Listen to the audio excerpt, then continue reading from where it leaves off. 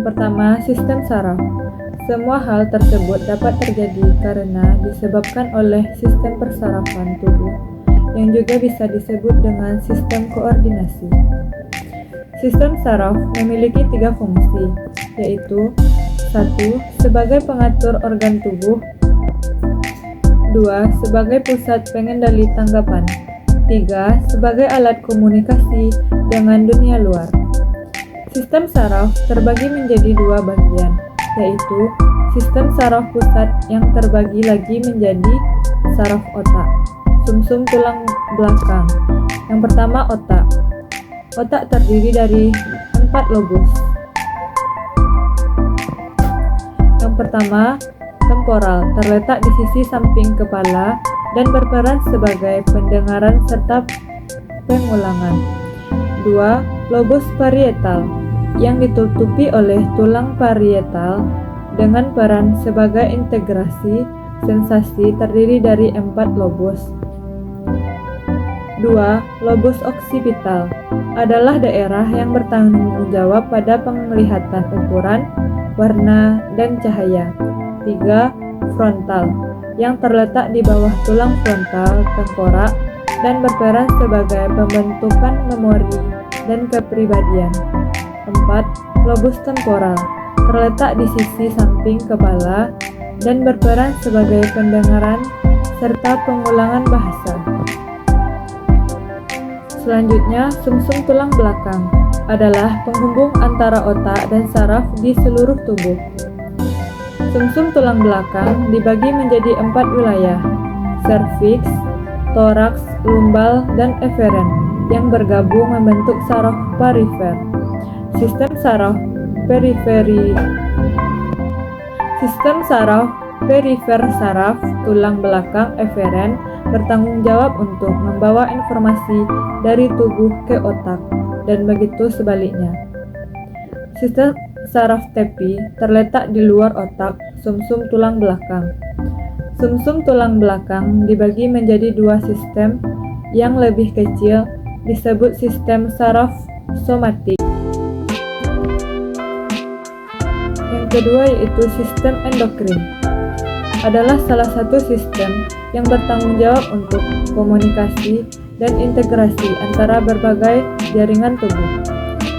Komunikasi endokrin dapat melalui pesan kimiawi yang disebut dengan hormon. Hormon diproduksi di kelenjar endokrin dan disekresikan ke aliran darah untuk mencapai jaringan tubuh. Kelenjar endokrin utama meliputi yaitu 1. Hipotalamus, 2. Kelenjar pituitari, kelenjar pineal, kelenjar tiroid, kelenjar paratiroid, kelenjar adrenal, pankreas, dan testis serta ovarium.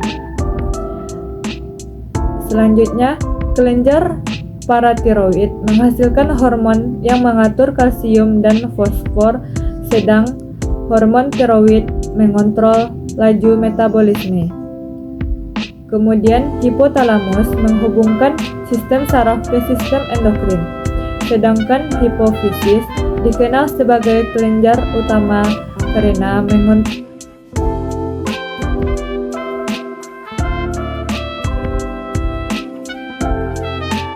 Yang ketiga ada sistem integumen, adalah lapisan terluar dari tubuh, misalnya kulit, cangkang, kuku, dan rambut. Integumen terbagi menjadi 3, yaitu yang pertama epidermis, yang terdiri atas lapisan epitel pipih berlapis unsur utamanya yaitu sel tanduk dan sel melanosit. Yang kedua dermis, yang terdiri dari stratum papillus dan stratum reticularis. Yang ketiga jaringan subcutaneus yang mengandung sel lemak. Fungsi kulit yaitu 1. Menjaga bagian dalam tubuh dari gangguan fisik dan kimiawi, misalnya sengatan UV, kuman, bakteri, lisol, dan infeksi.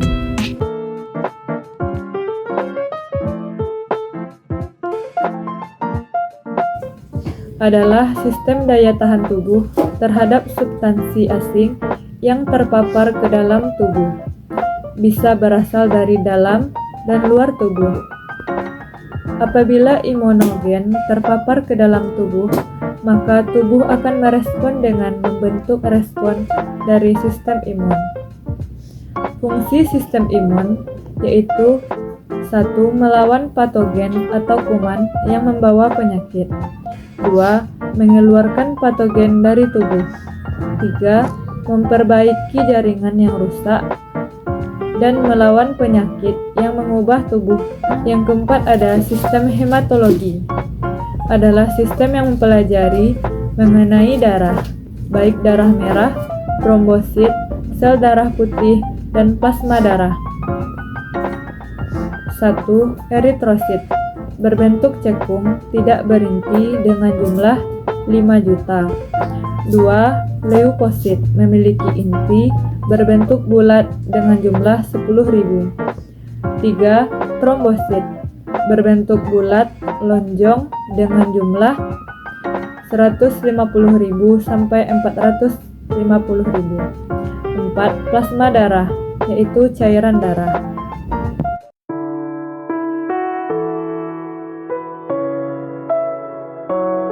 Sistem perkemihan adalah organ yang memproduksi, menyimpan, dan mengeluarkan urin. Dalam sistem perkemihan terdapat beberapa bagian. Yang pertama, ginjal. Ginjal merupakan organ penting untuk mempertahankan homeostatik dengan mengatur volume cairan, keseimbangan osmosis, sistem, pengaturan hormonal, dan metabolisme. 2. Ureter untuk membawa urin dari ginjal ke vesika urinaria. 3. Vesika urinaria sebagai tempat urin dikumpulkan. 4. Uretra yang berfungsi agar urin dikeluarkan dari vesika urinaria. Proses pembentukan urin. Yang pertama ada filtrasi, yaitu proses penyimpanan darah yang berlangsung di glomerulus dalam badan Malpighi. 2. Reabsorpsi, yaitu penyerapan kembali bahan yang masih ada dalam darah setelah mengalami filtrasi. 2. Reabsorpsi, yaitu penyerapan kembali bahan yang masih ada dalam darah setelah mengalami filtrasi. 3. Augmentasi, yaitu proses penambahan ion K+, senyawa NH3, dan ion H+ pada urin dalam tubulus distal.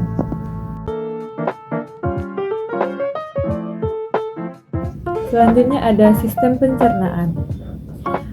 Sistem pencernaan erat kaitannya dengan sesuatu yang dimasukkan ke dalam rongga mulut. Pencernaan adalah proses metabolisme di mana suatu makhluk memproses sebuah zat untuk mengubahnya secara kimia atau mekanik sesuatu zat menjadi nutrisi. Sistem pencernaan dimulai dari mulut. Pertama, gigi akan memotong makanan, kemudian ludah akan menghasilkan enzim yang berfungsi menghaluskan makanan agar mudah ditelan. Kemudian, makanan didorong oleh kerongkongan agar masuk ke dalam lambung. Pada ujung kerongkongan terdapat esophagia, sphincter atau cincin otot untuk mencegah naiknya makanan dari lambung. Lambung yaitu untuk menyimpan makanan dalam jangka pendek. Di dalam lambung, makanan dicampur dengan asam HCl, kemudian dilepaskan sedikit demi sedikit melalui pyloric sphincter ke usus halus. Usus halus terdiri atas 1. Duodenum yang mengolah makanan menggunakan enzim yang diproduksi oleh pankreas empedu. 2. Jejunum sebagai penyerapan nutrisi penting seperti gula asam, lemak, dan asam amino. 3. Ileum sebagai sistem imun pencernaan dan mereabsorpsi garam empedu. Usus besar terbagi menjadi beberapa bagian. 1. Sekum, untuk menyerap air dan garam. 2. Kolon, untuk penyerapan air dan pembusukan makanan. 3. Rektum, sebagai tempat feses disimpan sebelum dikeluarkan di anus, sebagai tempat keluar feses dari tubuh.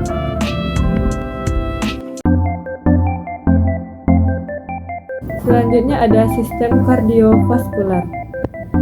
Adalah organ sirkulasi darah yang terdiri dari jantung, pembuluh darah, komponen darah, paru-paru, dan organ. Berfungsi untuk memberikan dan mengalirkan suplai oksigen dan nutrisi ke seluruh jaringan tubuh. Jantung adalah organ tubuh yang terdiri dari kumpulan otot dan berukuran sekepalan tangan. 3 bagian utama pada jantung, yaitu 1. Bilik jantung, 2. Katup-katup, 3. Pembuluh darah. Tempat ruang pada jantung, yaitu 1. Atrium kanan, 2. Atrium kiri, 3. Ventrikel kanan, dan 4. ventrikel kiri. Cara kerja peredaran darah dari vena cava superior dan inferior atrium kanan, ventrikel kiri, lalu katup tricuspidalis, dari ventrikel kiri, arteri, selanjutnya pulmonalis, ke katup semilunaris, pulmonalis, lalu masuk ke arteri pulmonalis, paru-paru, menuju ke atrium kiri. Selanjutnya ke vena pulmonalis, ventrikel kiri, aorta, arteri, arteriola, kapiler, organ, venula, vena kembali ke jantung. Pulmonalis, paru-paru, menuju atrium kiri, ke vena pulmonalis, ventrikel kiri, ke aorta, ke arteri, selanjutnya ke arteriola, kapiler, organ, venula, vena kembali ke jantung. Selanjutnya ada sistem pernafasan. Adalah sistem yang bertujuan untuk menyediakan oksigen untuk bernapas. Sistem pernafasan dimulai dari hidung. Udara akan masuk saluran pernafasan melalui lubang hidung. Dengan mekanisme inspirasi udara akan disaring oleh rambut hidung dari partikel debu. 2. Faring, yaitu persilangan tempat jalur udara dan makanan bertemu. Selanjutnya, laring, yang mengatur masuknya udara dan makanan.